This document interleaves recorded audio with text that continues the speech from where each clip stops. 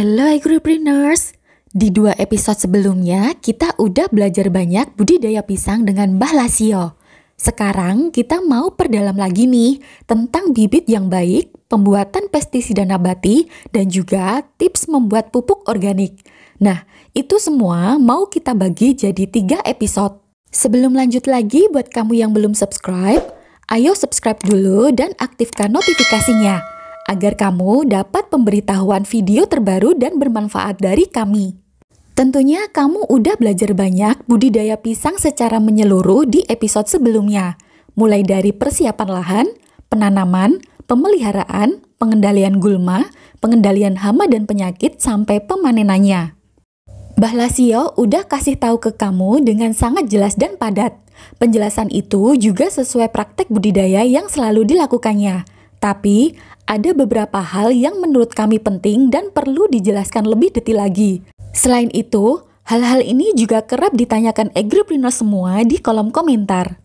Nah, kali ini kita mulai dulu dari benih atau bibit ya. Benih bisa dikatakan salah satu modal awal dari budidaya tanaman. Menurut para ahli, benih jadi faktor penentu yang sangat besar untuk keberhasilan budidaya tanaman. Mbah Lasio akan menjelaskan gimana proses pembibitan yang baik, mulai dari indukan yang baik, sehat, pengambilan, hingga penanaman di persemaian.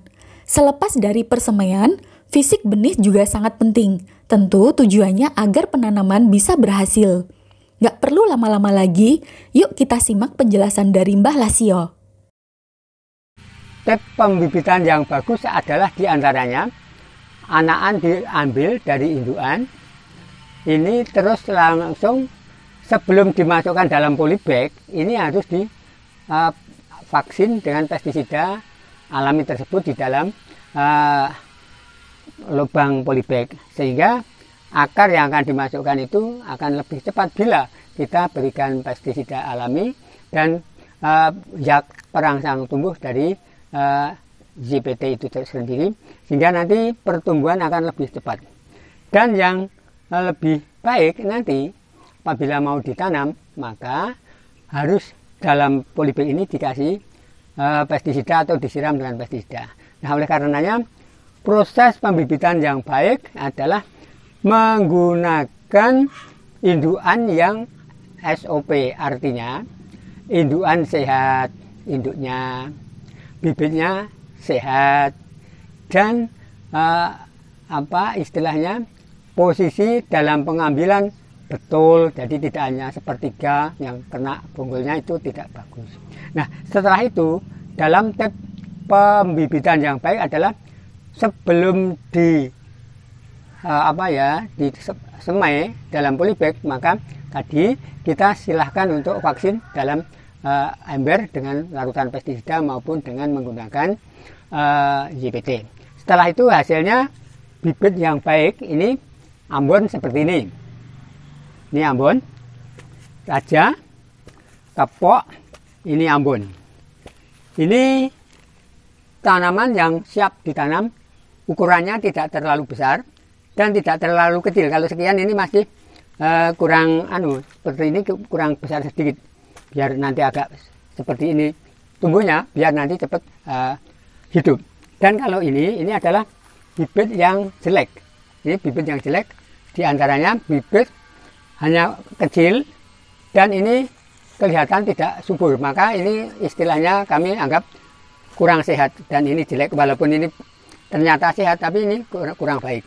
Dan setelah yang baik dalam proses pembibitan, maka kita tanam sekitar 40 cm sampai 50 cm. Tapi kalau yang sekian-sekian ini sudah terlalu agak besar. Jadi bila ditanam cepat besar, tapi kelihatannya dalam pola kita ini sudah agak kebesaran. Tapi tidak apa-apa, wong ini baru setengah meter. Tapi kalau bisa jangan sampai lebih tinggi lagi untuk tanaman yang dalam polybag itu.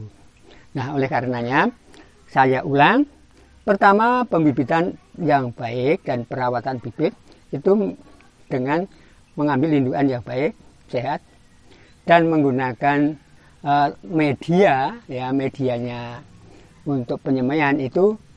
Kalau saya menggunakan perbandingan 1, 2, 4. Perbandingannya 1, 2, 4 itu diantaranya 1 itu arang sekam, 2 adalah pupuk organik padat, yang 4 tanah.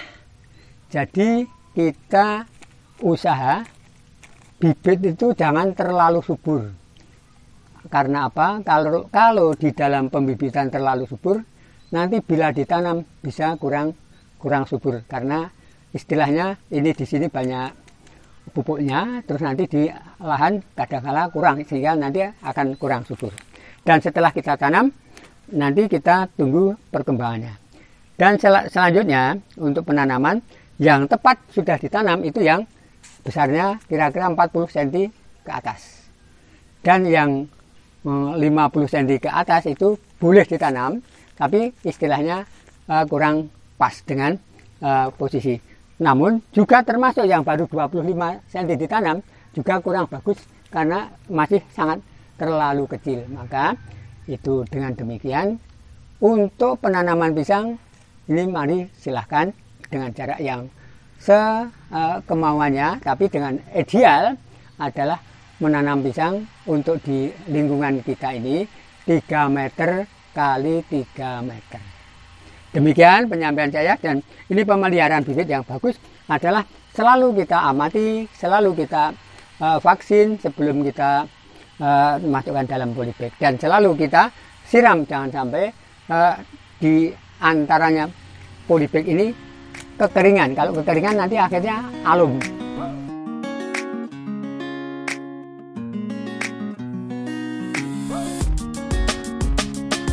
Udah lebih jelas ya tentunya gimana pemilihan dan persiapan benih yang baik.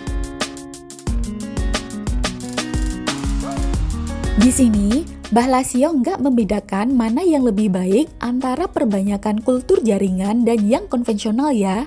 Yang penting, benih ini dari indukan pilihan, fisik bibit bagus dan sehat, serta sejumlah kriteria yang disampaikan tersebut. Oh iya, kalau kamu mau tahu trik-trik pembuatan pupuk organik yang baik dan juga kupas tuntas pembuatan pestisida nabati yang efektif untuk berbagai penyakit dan hama utama pisang, nantikan video dari Mbah Lasio ini di episode berikutnya. Moga aja video kali ini bermanfaat buat kamu. Jangan lupa like dan juga share videonya ke teman-temanmu yang membutuhkan informasi penting ini. Dan kalau ada yang mau didiskusikan, monggo tulis aja di kolom komentar. Ketemu lagi di video selanjutnya.